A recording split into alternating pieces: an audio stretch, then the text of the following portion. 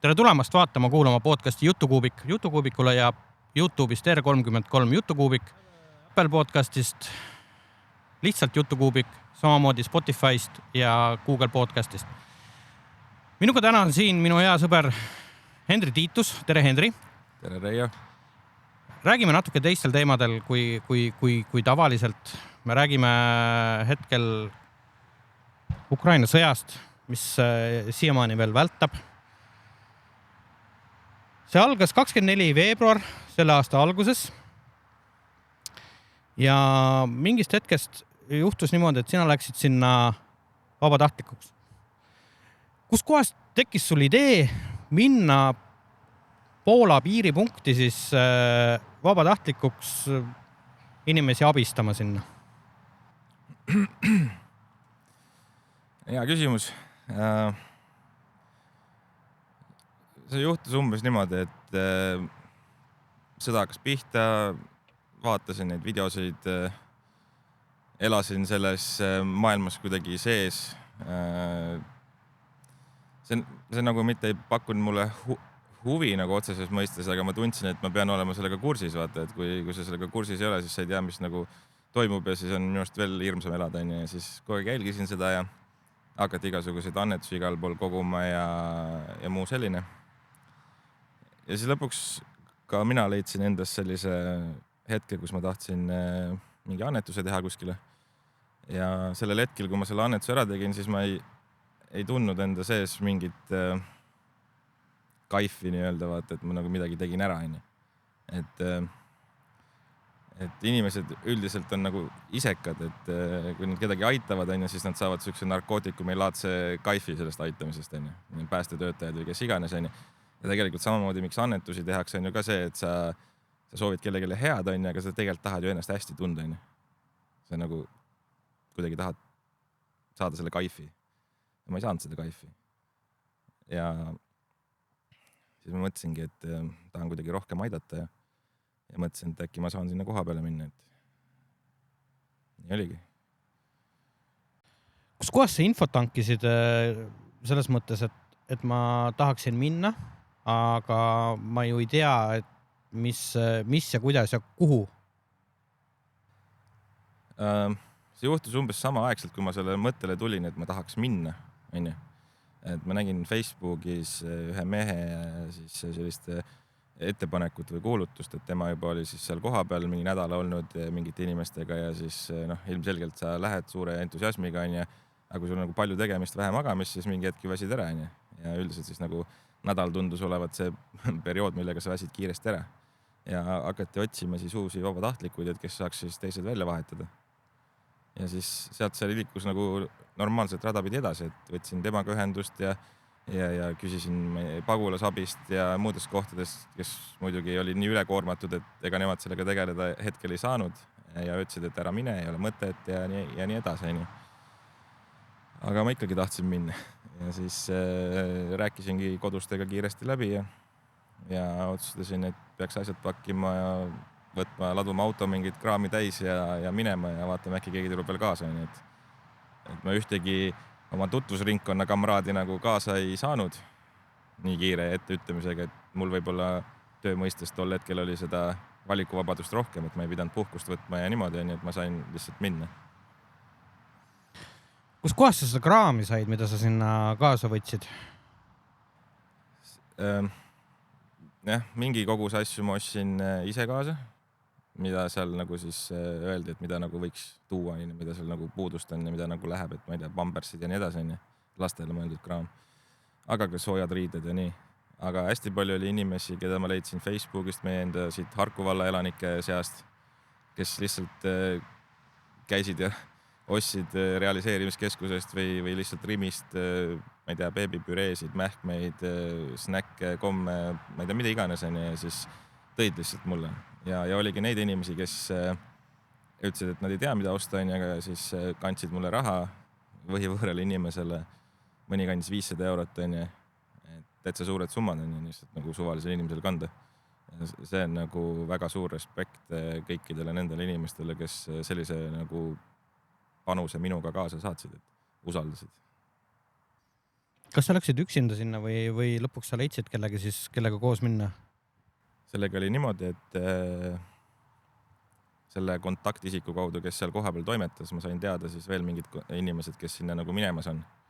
Ja siis üritasime organiseerida nagu kolonnis mineku vaata, et mingi kolmekesi, 3 autoga vist läks meie seltskond ja mingid inimesed läksid veel, aga me ei saanud nendega samale ajagraafikule sättida ennast. Aga see kõik toimus suht kiiresti, et esmaspäeval mõtlesin, ma ei tea, 3. või 4. läksin või mingi siuke. See on ja väga kiiresti. Ja. Kui sa nüüd sinna kohale jõudsid, mis vaatepilt sul seal avanes? See koht, kuhu ma läksin, oli siuke piirilinn on seal Slovakkia pool nagu Przemyśl. Ma ei tea, kas ma õigesti hääldan, aga siuke koht. Ja sellest umbes 10 kilomeetrit edasi on siis piir siukse väikse linnaga nagu Medika.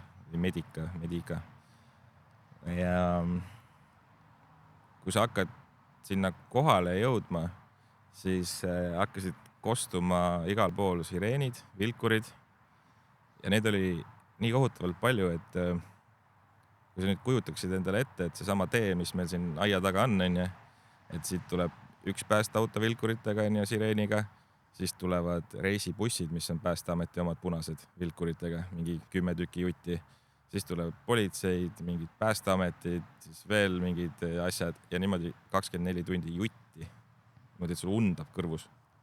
Vaat niuke möll oli. See oli crazy. See on päris, ei kujuta ette sukest asja. Raske, jah. Kus kohta sa selles mõttes nüüd, kus sa selle info said, et kuhu sa nüüd minema pead, mida sa tegema pead ja kuidas see asi üldse hakkab välja nägema, kellele sa oma asjad annad, mis sul kaasa oli võetud? No üldiselt on niimoodi, et kui sa hakkad jõudma sellisesse piirkonda, siis sa saad aru, kuhu kõik liiguvad. Et siis lähed nagu selle vooluga nagu kaasa ja siis me saime teada, et on siuke, ma nüüd ei oskagi öelda, kas see oli maha jäetud kaubanduskeskus, mingi Costco või mingi siuke asi, või oli ta seest tühjaks tehtud nagu viimasel hetkel ruttu, et oleks majutada inimesi. No võtame siukse Haabersti Rimi, et sul on seal mingid boksid ja asjad, et need olid kõik nagu seest tühjaks visatud. Nulli. Et siis mingi igal riigil oli oma nagu mingi boks sinna loodud, et kus inimesed said oodata, sest õues oli külm. Ja siis sinna me maandusime ja siis alguses oli muidugi suur kaos, keegi ei saanud midagi aru, et mida teha, kuhu minna, kellega minna ja üldse mida teha. Aga see hakkaski nagu, eks me jõuame selleni, kuidas ma räägin, et mis seal toimuma hakkas. Jah, ega selles mõttes, et kes me siin istume ja kuulame ja vaatame, vist ei hooma seda vist mitte ealeski, mis vaatepilt see selline olla võiks. Kas sul oli mingi kontaktisik ka, kes siis koordineeris seda nii-öelda abistamist, mida sa sinna siis nagu tegema läksid? Nagu oli ja nagu ei olnud ka, sellepärast, et see inimene oli ta oli väga ülekoormatud ja juba väga väsinud selleks hetkeks, kui me sinna jõudsime ja see oli nii suur kaos, et ta tegi oma parimat, aga tegelikult see näha oli, et see käis seal absoluutselt kõikidel üle jõu, mis seal toimus, et kontaktisik oli, aga see võttis meil ikkagi mingisuguse päeva või 2 võttis aega, et see kuidagi nagu saada mingisugune aimdus asjast, et mida sa nagu tegema hakkad, vaata, et kui me jõudsime sinna kohale, siis seal oli nii palju rahvast ja niisugused ummikud ja et me otseselt ei teadnudki midagi teha, et siis me lihtsalt sõitsime kuskilt äärekivist üles kuskile mingi põllu peale, kuskile puude kõrvale ja jäime sinna korraks nagu grupeerusime nii-öelda, et panna mõtted kokku, et mida me nüüd siis nagu tegema hakkame, vaata. Ja tol hetkel siis oli seal nii palju organiseeritud, et nad käisid raudteejaamast ja sellistest kohtadest toomas neid inimesi ära, kes nagu Eesti poole lähevad. Et nad tegid väga tubli tööd ja tegid seal plakatid ja lõid nagu siukse kõnekeskuse moodi asja, et kuhu sa saad helistada ja et tuled rongi pealt maha, siis sa näed kohe suurt Eesti lippu ja numbrit ja aga kas need pagulased nagu siis või ütleme, me ei saa öelda pagulased, need on sõjapõgenikud. Kas nad teadsid juba, kuhu nad suunduvad, selles mõttes, et nemad tulid möllust ja liikusid edasi siis kes kuhu, eks ole, Eesti, Läti, Leedu, osad jäid Poola, osad läksid ilmselt Saksamaale ja nii edasi sealt laiali. Kas nad juba teadsid, kuhu nad minema peavad või nad seal nii-öelda koha peal siis alles hakkasid mõtlema, kuhu minna, mida teha? Seal oli inimesi, kes teadsid, kuhu nad lähevad, et kellegil on kuskil sugulased. Väga paljudel, kes Eestisse suundusid, vaata on mehed tööl siin. Meil on päris palju Ukraina tööjõudu siiski, vaata. Ja nemad siis ootasid oma pereliikmeid. Mingi süke 90 või 95% kõik need pagulased, kes sõjapõgenikud, kes sealt tulid, olid naisterahvad. Vanemad, nooremad, lastega. Mehi oli väga vähem. Et seda nii-öelda Süüria põgenemist ei saa võrreldagi? Ilmselt mitte. Nii, oled nüüd koha peal seal. Mis su ülesanne siis oligi inimesi sõidutada või mingid muid asju koordineerida seal? No me jõudsime mingisugune pool tundi või tunnikese jõudsime Peata Kanadolla ja siis juba tuldi ütlema, et kõik autod, kes seal on juba nagu kuskil sõidus on, aga inimesi tuleb aina peale, keda oleks vaja siis nagu sinna tuua. See süsteem käis seal tegelikult niimoodi, et kui inimesed jõudsid piiripunktini, vaata, siis nad said sealt lõpuks piiripunktist üle, aga siis nagu ma ütlesin, vaata need Päästeameti reisibussid punased, vaata vilkuritega, ja siis need sõitsid piiri vahet ja võtsid sealt inimesed peale ja vedasid siis nagu 10 kilti edasi. Seal olid siuksed nagu keskused, vaata, kuhu veeti ja kust nagu siis sai edasi. Et autoga piiri juurde üldse ei saanud ilma eriloata. Okei, nii pidi siis, jah. Nii et pluss siis rongid. Idee järgi sa nagu otseselt seda möllu ei näinud, mis piiri peal oli? Hiljem nägin. Hiljem nägid, okei. Panin isegi jala Ukraina pinna peale. Vaat siis, mis välja tuleb? Ebaseaduslikult vist, aga... ei noh, mis seal enam seaduslik oli? Oli seal, kui sa nüüd käisid seal piiri ääres, oli seal meeletu rahvamass? No ikka, jah. Ja ei olnud lihtsalt niimoodi, et nad jalutavad üle piiri, vaid neil oli ka mingi, kas oli dokumendikontroll või ei olnud sellist asja? Midagi ikka oli. Aga seal oli järjekord nii pikk, et sa silmaga ei näe lõppu. No, ja seda ma mõtlen nagu nendel, kes jalgsin. Seal oli ju selline olukord, kus see põhimaantee, mis piirini läheb, on ju, seal väga paljud tulid autodega, on ju. Ja siis mingi hetk hakkasid autod nagu kraavidesse minema. Selle põhjus oli selles, et see piiriületus liikus nii aeglaselt, et kujutu nüüd ette, kui sa pead, ma ei tea, 24 tundi läbima 10 kilti, et sa saad nagu meetri edasi, siis pead jälle seisma. Siis läheb mingi 10 minti mööda, pead jälle minema edasi. Et sa ei saa nagu magada, sa ei saa nagu puhata, siis kogu aeg pead nagu natuke minema, natuke mitte minema, natuke minema. Ja väga paljud inimesed lihtsalt sõitsid oma auto sinna tee äärde kraavi ja läksid jalgsi edasi. Sest siis sa nagu kogu aeg oled liikumises, ei jää nagu magama ja niimoodi. Ja see oli crazy, see oli väga palju, ma ei tea, ma ei kujuta ette, kas mingi 100 000 või 150 000 pani seal ööpäevaga üle piiri või no ikka meeletu. No ei jooma sellist numbrit, see on ikka päris kõva, jah. No see on umbes niimoodi, et igal pool, kus sa vaatad, on inimesed.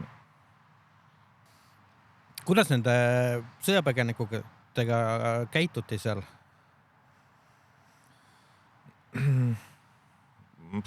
Mis sa mõtled selle käitumise all? Selles mõttes, et võeti nad hea meelega vastu, vaadati viltu.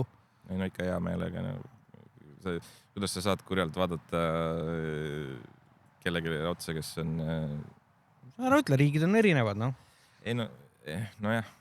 Sa ikka näed, vaata, et inimene on, ma ei tea, väsinud, kannatanud, silmad peast ära, nutnud, mingid väiksed lapsed, kuidas sa saad kuri olla? Sa saa kuri olla. Ei, selge see. Kui sa kuri oled, siis sa ilmselt ei ole seal. No jah, seda küll, jah. Kas sul õnnestus ka, ma ei tea, kui hea su vene keel on, ilmselt mitte väga, aga õnnestus, kui sul on mõne põgenikuga rääkida, mis emotsioonid neil olid? selle vene keelega oli üldse selline asi, et vene keel ja ukraina keel on väga sarnased keeled, onju. Aga ma ei saanud ka mingil põhjusel väga paljud ukrainlased vene keelt ka nagu ei räägi. Ja noorema generatsiooniga, kes inglise keelt oskasid, nendega sai inglise keeles räägitud. Need inimesed, kes näiteks kuskil IT-sektoris töötavad ja mingi panganduses ja niimoodi, vaata, nendel on mingi haridustase teine, nemad peavad inglise keelt oskama, nendega oli nagu lihtne, onju. Aga need, kes olid võib-olla natuke vanem generatsioon või niimoodi, siis nendega oli lihtsalt tuim Deeply või Google'i translator ja põgus siuke mingi päheõpitud laused ja nii läks. No jaa, tundub üsna loogiline jah. Mis sa muud moodi teed, et meie nagu lõpuks nagu see ülesanne oligi selline, et inimesed saavad siis piiri pealt informatsiooni enne, helistavad sinna siis nii-öelda loodud kõnekeskusesse, mis seal kohapeal toimis. Ütlevad, et ma ei tea, nende nimi on Marina ja nad on 2 lapsega ja astuvad rongi pealt maha ja öeldakse, et mine kuskile sinna Vaksali ette ja siis sind otsivad mingisugused inimesed üles, kellel on neoonvestid seljas, selja peal on Estonia kirjutatud markeriga ja toovad siis sind sealt raudteejaamast näiteks sinna see kaubanduskeskus, mis ma rääkisin, sinna. Nüüd olenemata olukorrast ja situatsioonist reeglina, kui on siuksed rahvamassid koos, siis tulevad ka igasuguseid kurjategijaid sinna. Oli sellist situatsiooni ka, kus ma ei kujutagi isegi ette, mis seal on, vargused äkki või midagi sellist. See oli üks probleemidest, teine probleem oli see, et vaata Covidi aeg oli ka. Et minu üks suurimaid hirme oli see, et kui sa paned nii palju rahvast kokku, vaata, ega keegi sealt maskiga ei tule sõjast. Sul pole mütsi ja salligi, vaata. Et see oli nagu minu jaoks oli natuke, ma ikka põdesin, et ma selle koroona sealt nagu mingi teistkordselt saan, et väga ei tahtnud. See oli nagu siuke vastik, vaata, kogu kuklas hirm. Aga nende röövide ja vargustega nüüd sa puudutad võib-olla kõige lahjemat asja. Inimröövid olid probleemiks. Sellepärast, et alguses ei olnud seal mitte mingisugust kontrolli, mitte mingi politseil olid käed jalad tööd täis ja sõjaväge ei olnud toodud ja nii edasi, vaata. Aga seal kaubanduskeskuses sees oli nagu mingi infopunkt, vaata, kus kogu mikriga keegi lasi, et ma ei tea, siit läheb, see auto läheb Poola poole, see auto läheb Venemaal tagasi. Läheb sinna, ma ei tea, Itaaliasse või Inglismaale aga mingit kontrolli ei olnud, vaata. Siis läks paar päeva mööda ja siis kibekiirelt organiseeriti mingisugune kontroll, mingi käepaelte süsteem, pandi politseid ette, et igaüks sinna territooriumil ei saa, et siis pead ennast ära registreerima, oma auto, dokumendid ja nii edasi, kui sa mingi driver oled või sõitja. Aga jah, seal vist oli ikka päris palju neid inimrööve, nagu ma aru sain. Ega sellest keegi ei räägi, aga ei ole eriti raske inimesi röövida, kui sulle vabatahtlikult tulleks auto peale, keegi sind ei kontrolli ja ütled, et ma viin nad Saksamaal. No ausalt öeldes ei tule isegi sellega peale, et ei tule, päris karm värk. Jah, ma ei kujuta ette ma arvan, et see oli palju suurem probleem, kui ma sellest tegelikult võib-olla seal aru sain. Sest see, kui kiiresti seal muude asjade kõrvalt organiseeriti see... No see pidi inimeselt olema suur probleem sel juhul, jah? Jah. See tehti suht kiiresti, tehti suht viisakaks. Tahtsingi küsida, mis põhjusel sa sinna piiri äärde siis sattusid? Me käisime plakateid uuendamas ja plakateid viimas ja kontrollimas, et mis seal toimub ja vahest oli seal inimesi vaja ka peale võtta, kes siis, ma ei tea, mingil põhjusel nagu seal olid, et ei viidud kuskile mujale. Kas sina lahingutegevust sealt kuskilt kuulsid või oli see ikka väga kaugel või? Tegelikult Kiiev ei ole sealt väga kaugel. No see Lviv on lähedamal, vaata. Ja sinna Lvivi juurde pandi ka üks kärakas ära. See oli mu viimasel öösel, kui ma olin seal autos valves, magasin, siis kuulsin. Käis paukar. Siis ma mõtlesin, selge, veits liiga lähedal juba. Et see oli nagu, ma ei tea, kus see Lviv on mingi 50 kilti või ma ei tea midagi, aga see litakas oli kuulda küll. See pidi ikka päris hea matakas olema siis, kui nii kaugele kuulda on. No võib-olla mingi tuulsoodustus ka või ma ei tea, aga no oli kuulda küll ühe korra. Ma vist ei kujuta ette sellist. Kaua sa olid seal üldse? Ausalt öeldes ma ei mäleta. Sellepärast, et see oli nii kaos, et no mingi nädal või 2 ma olin, ma arvan. Üle nädala kindlasti. Vähem kui 3. Ma täpselt ei mäleta. See oli niimoodi, et me üritasime ju tekitada mingisuguseid vahetusi, et kes sõidavad päeval, kes sõidavad öösel, aga lõpuks see nagu muutus suhteliselt kaootiliseks, sellepärast, et tegemist oli nagu palju. Ja siis magasid autos või vahepeal rentisime mingi Airbnb-d kuskile 120 kilomeetri kaugusele, sellepärast, et kõik muu oli ju välja renditud, ilmselgelt. Siis ega mingi hetk kadusid ära need päevad, ega sa ei saanudki aru, mis toimub. Mis jälje see sulle enda psüühikale jättis? Selline... Ei, ma arvan, et see ei jälge kui sellist, ma arvan, et ei jätnud.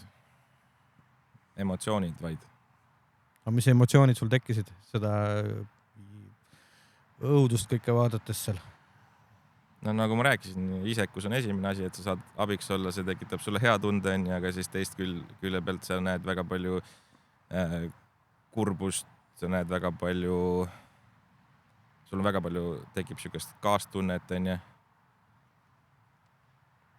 viha võib-olla. Kõik siuksed, ma olen siuke emotsioonide virvarr, ma arvan, siuke päris suur segadus, et kui ma tulin tagasi ka, siis väga paljud küsisid, et ma ei tea, räägi siis või tee mingi kokkuvõtte või ma üritasin midagi Facebookiga kirjutada, vaata, aga seda emotsiooni ja seda möllu on nii palju, et nüüd on mingi, ma ei tea, 6 kuud on möödas, et siis nüüd hakkab nagu enam-vähem nagu mingisugune pilt selgeks alles looma. Et hoomad nagu alles nüüd võib-olla, kui suur ja kui hull see tegelikult oli. Kui palju sa selles mõttes nagu silma peal hoida, mis seal Ukrainas praegu toimub? Iga päev. Vahest mõni mitu korda päevas. Selles mõttes, kas sa jälgid nagu meie seda, kuidas on nüüd öelda, peavoolumeediat? Ei. Sellega pole kahjuks või õnneks pole sellega minu arvates midagi teha. Paraku ma pean suga nõustuma, selles suhtes, et ise ma loen militaarfoorumit kindlasti, kus on ka väga adekvaatne info üldjuhul, et ja see info, mis sealt tuleb, on mõnes mõttes nagu hirmuäratav ja samas mõtled, et ja vaatad meie Postimees, Delfi, RR võib-olla ja seal pole mitte ühte killukest seda infot. Jah. Ma ei tea. Ma ei kujuta ette, miks see nii on. Pole ajakirjanik, ei oska kommenteerida, aga ma näiteks, mul on vist 2 põhikohta, kus ma vaatan asju, et üks on Telegramis, mingi Ukraine Now, seda toodetakse põhimõtteliselt igas keeles. Ja teine asi on Redditis on siuke asi nagu Ukraine Video War Report kanal. Need on kõige kiiremad ja kõige värskemad infoallikad. No jaa, militaarfoorumisse tuuakse need kõik asjad ühte kohta kokku, et selles mõttes on seda nagu lihtsam jälgida. Et seal on üsna sellised... Mulle meeldib lugeda Igor Taro neid kokkuvõtteid ka. Need on päris okeid. Mulle meeldib ta kõne, see kirjapilt või, kuidas ta kirjutab, et hea lugeda. Aga seda on vähe tegelikult. On vähe, aga ta teeb ilusa kokkuvõtte nagu mingitest sündmustest. Ei, no jah, seda nüüd küll, aga kui tahad seda õõva, siis lähed vaatad neid videosid. Jah, aga ma hakkasin seda mõtlema, et miks meil ei kajastata reaalselt, mis toimub, kas on selles mõttes, et kardetakse õhutada paanikat?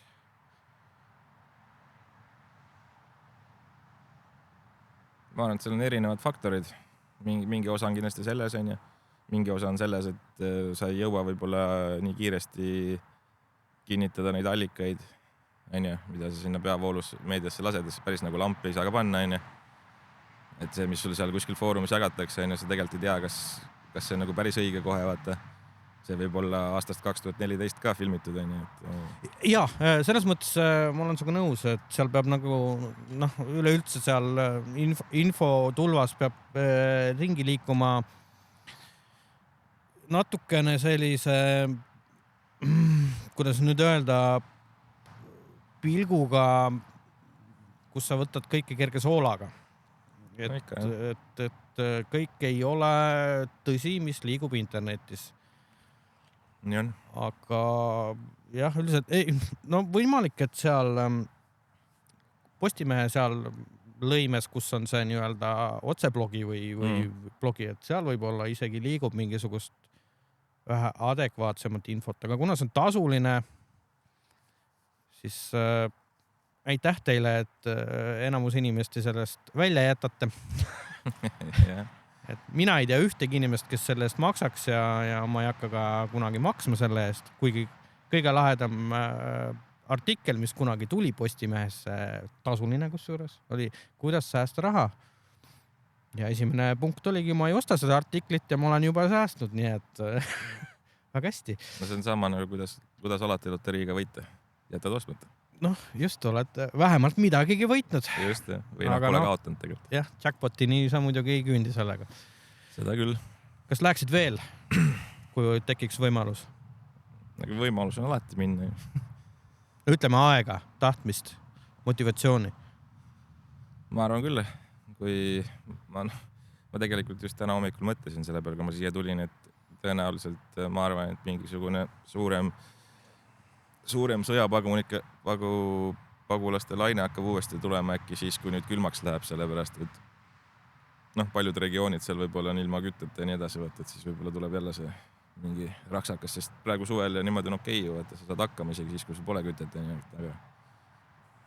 Jah, ei, selles mõttes on sul õigus, et kanalisatsiooni ja sooja seal ilmselt need trassid on kõik puruks. Oleneb, eks nad parandavad ka jõudsasti, aga ega seal ütleme niimoodi, et ma siiamaani ei saa aru nendest inimestest, kes seal jätkuvalt on mingi lastega, iga päev sureb seal lapsi, ebareaalne. Ma ei saa aru, miks sa oled seal? Isegi kui raha poleks, ma läheks minema. Leiaks moodus. Nojah, selles mõttes, et piirini vast ikka kuidagi on võimalik saada, aga... Ja tegelikult üle piiri siis sa saad juba igasugust abi, et see ei pruugi olla alati kõige lihtsam on ju ja mingi bürokraatia võib sulle ikka kodaratesse visata rävedalt ja ilmselt ka siin ei ole see lihtne, aga parem ikka, kui sulle mingi pomm kaela saab, kui sa magad on. Ei, kõik on õige, jah. Tihtilugu võib-olla ei peagi aru saama, neil on mingisugune oma põhimõtted ja asjad ja nad ei taha lihtsalt kodust lahkuda. Sest et ka nendel aladel, kus tegelikult venelane sisse tuli ja nii-öelda okupeeris kõik see Izum ja nii edasi, siis inimesed, osad lasid jalga, osad jäid koha peale. Et ausalt öeldes ei tahaks jääda sinna koha peale sellel hetkel, kui sa loed, mida need sõdurid seal teevad, tegelikult see on ikka õõvastav. Arvestama peab seda, et nendel aladel seal ei ole sul võib-olla mingit internetiühendust ega informatsiooni ei liigu ja ega sa võib-olla ei tea, mis seal mujal toimub. Meil on hea siin, me istume siin üle Eesti on sul igal pool 4G ja seal ei pruugi olla nii hästi praegu, et sa võib-olla oledki seal viimased 2 kuud oled infosulus on ju. Ja siis, kui sul tulevadki sinna need rüüstama on ju, siis võib-olla ei teagi, mis toimub. No jah. See on ka tõenäosus. Aga 2+2 kokku panna, mina oleks ammu jalga lasknud. Mõtlen ausalt, et kui see nüüd algas 24. veebruar, siis esimene nädal ma panin küll plaani kokku, kuhu ma oma pere ja kui kiiresti ma siit minema viin, kui peaks meie piiri taha ka tekkima analoogne olukord, et mina jõudsin oma mõtetega välja Norra näiteks. Kuidas, kas mööda maad või mööda merd, ilmselt mööda maad, sest et oleks olnud ohutum, kuna mere peal on ka meil ju allveelaevad, eks ole, teadupärast. Mööda maad, kui jamaks läheb, siis ei saa, sest ma arvan, et see Suwałki koridor, mis on ainult mingi 100 kilti lai, see tõmmatakse kohe umbe, ma arvan. No võimalik, aga Poolas on tegelikult päris arvestatav NATO kontingent. Ei, seal võib olla, aga nagu inimeste mõttes. No, inimeste mõttes. Ja ei, no tegelikult see mass, mis hakkab läbi minema. Üks asi, mida ma mõtlesin, oli see, et seda peab ennetama 2-3 päeva kindlasti, sest et kujutad see ette, kui nüüd 80% ütleme Tallinnast kõik mõtlevad tõmmata üle Läti piiri, siis sa ei saa jääda sealt üle enam sellel hetkel. Sa pead olema päev 2 ennem läinud juba. Ja aga vaata seda otsust, et äkki nüüd midagi juhtub ja ma lähen, kui sul on töö, pere, ma ei tea, kohustused, bla, seda on nii raske teha. Ja on küll, jah, ma olen nõus. Ukraina piiri taga koondati, ma ei tea, mis seal oli, 100 000 või 150 000 Vene sõdurit ja need olid seal mitu nädalat ja kui kaua nad olid seal, on. Ja see tõenäosus oli mingi väga suur, et nad ründavad, on. Mis sa arvad, et kas isegi Ukraina president arvas, et raudselt tulevad? Ma arvan, kõik arvasid, et nad ei tule. Jah, kusjuures oli jah, sest no ma kuulasin palju Vikerraadiot tol hetkel. Seal hommikuti olid päris head jutusaated ja tegelikult paljud arvasid, et pikalt nad olla niimoodi pinges ei saa, nagu vibunöörid. Aga loodeti ikkagi, et lihtsalt ähvardavad ja lähevad minema, nagu oli aasta ennem seda. Aga paraku läks teisiti. Jah, ma arvan, et täpselt sama situatsioon on sellega, kui meil oleks siin piiri taga see kõik arvaksid, et see on lihtsalt heidutus, raudselt ei tule ju, meil on NATO, mingi bla, bla, bla. Ma arvan, et see paar päeva ennem otsust teha, et nüüd lahkuda on üpris keeruline. Vähemalt väga suurele arvule inimestele. Ja kindlasti jah, selles mõttes olen ma suga nõus. Alati on õnneks, kahjuks pigem õnneks võimalust võtta puhkust ja minnagi nii öelda Norra siis nädalaks 2 nii-öelda puhkama, aga no see peab ikka olema äärmuslik juhus nagu selles mõttes, et loodetavasti sükest otsust ei tule kunagi vastu võtta. Ma ütlen, et ega meil on ka, meil ei ole 100% kindlat plaani kodus, aga meil on ka, ma arvan, worst case stsenaarium 10 minutiga me oleks läinud. Suht hästi tegelikult on asjad, kus on kütus, kus on, ma ei tea, meditsiinitarbed, kus on sul muud asjad, on ja see on nagu enam-vähem on teada, et mingid asjad on kokku pakitud, et kui kunagi peaks midagi hapuks minema, et valmis võib ikka olla, et see halba ei tee. Ei, seda küll, jah. Selles mõttes ma ei propageeri nagu, et kui nüüd Eestis sõjaks läheb, et siis nagu minema tõmmata, on. Seda ma ei propageeri, aga ei, no pere tuleks viia siiski ohutusse kohta. Nagu pere viiks kindlasti ennem ära ja siis vaataks edasi, mis toimub, on. Sellepärast, et tegelikult mina ei ole sõjaväes käinud, kuna mul on esimese tüübi diabeet, on. Mind sinna väkke ei võetud, et ma olen tegelikult, lihtsas mõistes olema kahuriliha, vaata. Et ega mul on ka nagu raske otsustada, mida ma teen, vaata. No õnneks ütleme niimoodi siiski, et Eesti mobilisatsioon versus Vene mobilisatsioon on täiesti 2 erinevat asja. Üks on, kus tõesti vennad võetakse tänavalt ja viiakse rindele, et ei ole püssigi käes hoidnud ja ei tea, kuidapidi seda hoidagi. Teiseks, mida professionaalid räägivad, et väljaõppe peab olema vähemalt pool aastat. Mis need venelased teevad 1 päeva heal juhul või? Praegu. Ma olen näinud jah videosid, kus vennad võetaksegi, laotakse bussi, antakse mingid roostes Kalasnikovid kätte, öeldakse, et mine poest osta endale ise tampoonid, mida haava suruda ja homme on minek, ja kui sa kiivrit ei jaksa endale osta, siis siit ka oled ilma, et vennad peavad varustus endale ise ostma, see on täiesti käsitlematu asi tegelikult. No, mida sa teed sellise asja? See ongi kahuriliha, see on lihtsalt selleks, et vaenlane kasutaks ära oma laskemoona või mida iganes, et muud pointi ma sellel asjal ei näe nagu. Et sellega sa ju ei hoia ega valluta, ma ei tea, Stalin 2.0, ma ei oska midagi öelda. Rääkides nendest asjadest, mis seal me kaasa viisime ja annetasime või nii öelda, et siis tegelikult sinna seda annetusi voolas nii palju igalt poolt peale, et seal olid nagu mingid suured maa-alad, mis olid lihtsalt nagu mingi täis mingit jura. Ja see oli päris valus vaadata ja... Sa tahad öelda, et kasutuid asju? Jah. Ja tead, mis kõige hullem on või? Et sa lihtsalt kodust lahmid mingid asjad prügikotti, vaata, mida võiks vaja minna. Vaata. Sa ei sorteeri, sa ei kirjuta peale. Kujutad ette, kui sa oled nüüd oma 2 lapsega, sul on suurus 86 vaja mingit kombekat leida ja siis sul on mingi nagu kadaka turg ja mine otsi. Idiootsus. aga oli siukseid inimesi, kes sorteerisid ära, panid teibiga asjad peale, vaata, et ma ei tea, naiste riided suurus see, et see oli normaalne. aga siukest kasutut rämpsu, seda saadeti väga palju. See oli päris rets. Mina tegelikult pean ütlema, et ka tegin väikse annetuse, mitte küll rahalise, vaid ostsime kaasaga siis Selveris vajaminevaid asju, hambapastasid, hambaharju,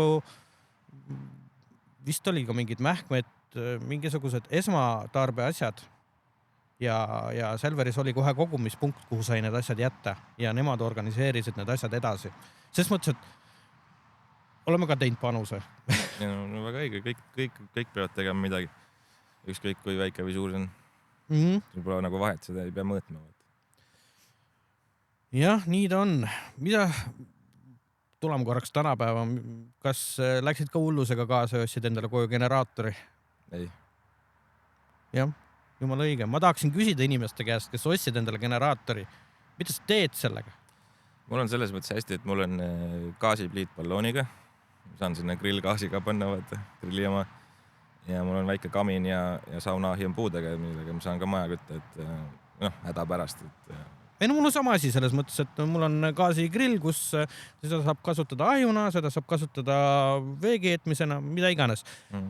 Aga mul ei ole ju seda generaatorit kuhugi majja ühendada. Selleks peab kilbi ringi tegema. Ja see ei ole lihtsalt, et ma ostan nüüd generaatori ja panen kuradi lärisema siia aeda ja laen telefoni. No, et telefoni laadida, selleks võib lihtsalt minna osta mingi 100-eurone päiksepaneel.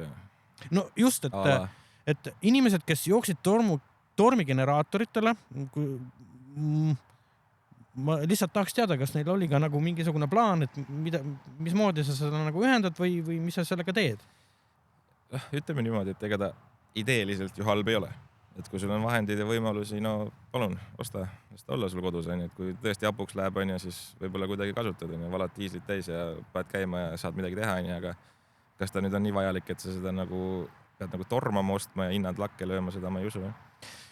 Ma pigem vaatan selles vaatevinklis, et mõned 5-6 kilomeetrit nagu Aabrasti poole minna. Meil on Õismägi. Ja kujutad see ette, kui läheb ära elekter, ütleme, et 24-48 tundi on ära elekter. Nendel ei ole tubades mitte midagi teha, neil ei ole sooja, neil ei ole elektrit, neil ei ole võimalus endale süüa teha ega ka WC-s käia. Ega nemad koju ei jää. Nemad tulevad sinna, kus inimestel on, ütleme siis, võimalused kas või söögiks. Ja need hordid on suured. See piir pidi olema 24 tundi just. Ma kujutan ette, 24 tundi on elekter ära, on sõjavägi tänaval. Meil ei ole sõjavägi, meil on kaitsevägi muidugi. Nojah, eks mingid Saku Suurellid, Kalevi spordikeskused, mingid siuksed asjad pannakse kuidagi toimima, ma arvan. No millal nad pannakse, võib-olla kohe ei jõua, et esimesed prioriteedid on ikkagi, et kõik haiglad ja mingid siuksed infrad oleksid kuidagi töös, vaata, et see on nagu esimene prioriteet ilmselt. Ei, see oligi see, et see generaatorist ma isiklikult arvan, et ei ole mitte mingit suurt kasu nagu sul. Mul on õhkvesisoojus-pump ja seda generaatorit, mis jaksaks seda vedada, seda ma nagu Bauhausist ei leia. Jah. Sa rääkisid siin ennem medikamentidest. Ennem kui ma läksin siit, siis ma käisin ka apteegist, ostsin terve mingi, ma ei tea, 300 euro eest igasugused sidemeid ja värke ja siis viisin need sinna. Ei oska sulle nüüd nime öelda, aga üks naiste rahvas hakkas hullult tegema, ostsid seal kiirabiautosid ja saatsid ja midagi möllasid, et siis ma saatsin nendega, saatsin sinna otserindele ka mingisugust värki ja insuliini andsin kaasa ja mingid sükst asju. Aga üks huvitav medikamendilugu oli veel see ka, et meie see nagu baas seal selle piiri ääres on ja selle kaubanduskeskuse kõrval. Sinna toodi nagu seda annetusi toodi nagu meeletult nagu kaubikute rekkadega, ma ei tea millega õigega veel vaata. Ja see oli nagu, kujutad ette, süke suur Haabersti rimi näiteks on ja siis see nagu tambiti täis seda manti ja siis seal sorteeriti pluss siis õues. Vaata. Aga see sisemine osa pandi õhtul kell 10 kinni ja siis öösel tulid ikka masinad. ja siis kuna meie olime seal ühed vähesed, kes seal öösel ka nagu ringi patseerisid ja seal midagi organiseerisid ja me käisime ise tuuseldamas nende riiete ja muude asjade sees, vaata, et sorteerisime sealt välja lastele mütse ja lastele kindaid ja mingeid siukseid asju ja siis viisime need enda sinna staabi juurde, et siis kui inimesed tulid või inimesi tõime, et siis saime nendele anda. Siis mäletan nii hästi seda, et mingi sakslased tulid 2 kaubikuga öösel, ma ei tea, mingi 4 öösel ja siis küsisid, et kuule, et kus me selle mandi paneme, onju. Siis ma ütlesin, no ma ei tea, kuhu iganes ja viskan nagu maha, aga mis sul on, vaata? Siis meil on igasugused asju, et meil on siin laste riideid, naiste riideid, bla, bla, bla ja siis on see morfiini. Siis nagu tead unine ka, mõtlen, mis asja? Morfiini või? Et seda nagu niimoodi ei tohiks olla, vaata. Noh, ma seda talle ei öelnud, onju. Ei, meil on mingi 4 kasti morfiini või 2 kasti. Okei, aga pange siis siia meie selle boksi juurde need, vaata, et siis vähemalt nagu anname õigesse kohta, vaata. Sest meil olid seal paari inimest, kes tulid juurde. Noh, ega ma täna neid nimesid üldse ei maini, vahet pole, kes on, tunnevad ise ära, kui peaksid kuulema, onju. Igavesti ässad, toredad vennad musta bussiga ja nemad suutsid organiseerida, nad olid mingi militaartaustaga ja niimoodi ja nemad suutsid organiseerida seal siis mingid inimesi, kes läksid otse sinna nagu sõjakoldesse ja käisid seal üle piiri nagu mingeid asju vedamas ja toomas ja siis me saime nagu nendele kaasa anda ja siis nagu komplekteerisime neid asju. Aga mul tuli üks asi meelde, mis oli veel ennem, kui ma siit läksin, et akupankasid oli hullult palju vaja. Sest nendest oli nagu hull puudus seal, nagu ma aru sain. Siis ma sain Tele2 annetas mingisugused vanad akupangad, mis olid mingi kampaania jaoks kunagi ammu seisid laos mingi, ma ei kujuta ette, mis see kogus oli, 400 tükki või ma ei tea, 500 tükki või midagi. Ja siis see oli vaja nagu 1 päevaga täis laadida. Siis hakkasime pihta vaata ise nagu, mingi topisime igale poole neid laadima ja meeletu. Siis mingi hetk sain aru, et see no go vaata. Ja siis selline koht nagu patareid.ee tuli appi. Nendel on mingi laadimisjaamad, vaata. Siis saime terve ööga nagu enamus nendest kõik täis laadida, siis viisime need ka sinna, et need läksid otse rindele, vaata. Aga jah, see morfiini lugu oli küll nagu väga, väga imelik ja täbar lugu, et ma ei tea, kuidas seda niimoodi nagu vabalt. No ja morfiin tegelikult peaks otse minema nagu rindehaiglatesse, mitte siis juba põgenemiskeskustesse, et seal nagu pole morfiiniga suurt midagi teha, kui neid pilve tõmmata ennast, eks ole. Jah, aga noh, ma garanteerin, et see läks rindele. See on väga hea uudis selles mõttes, et seal läheb seda kindlasti palju rohkem vaja. Mida sa sooviksid või soovitaksid inimestele, kes nüüd seda kuulavad, vaatavad, et kuramus, ma tahaks ka panuse anda. Tahaks minna või tahaks mingeid asju anda, kuhu peaks andma asju, mismoodi peaks andma asju ja kui tahaksid minna, kuhu nad peaksid minema. Sest sõda meil ju kestab ja põgenik on endiselt. Ilmselt tuleb veel nüüd vastu talve lisaks. Ma ütlen siukse hästi poliitilise asja või nagu võib-olla sügavamõttelise või kuskil kaugemalt pihta hakkava asja, vaata, mis ei ütle nagu konkreetselt mitte midagi, aga ilmselt mõjutab kõike.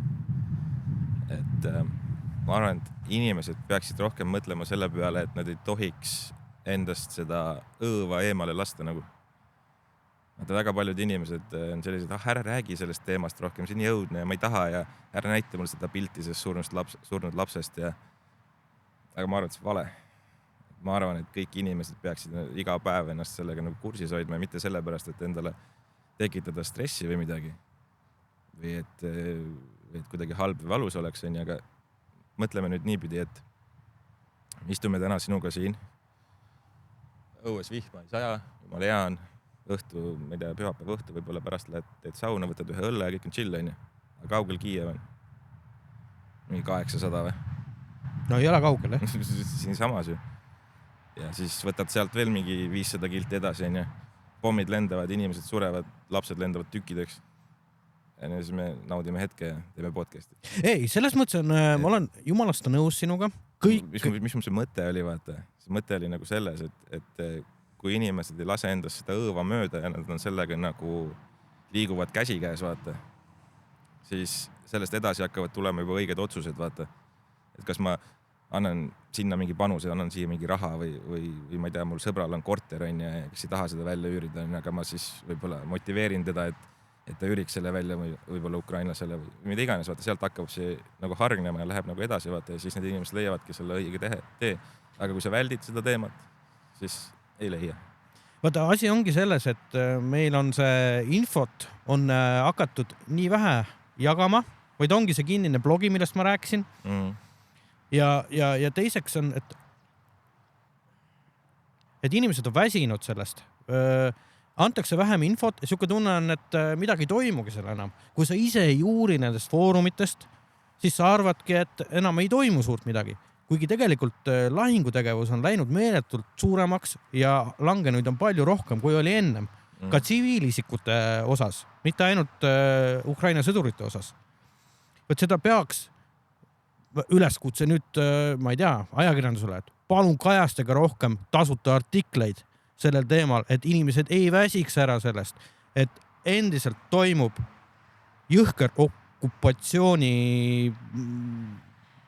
ma ei tea, kuidas nüüd öelda, haareve. Selles mõttes, et rohkem relvi tuleb anda Ukrainast. Ja kes saab aidata, loomulikult tuleb aidata. Ja nõus.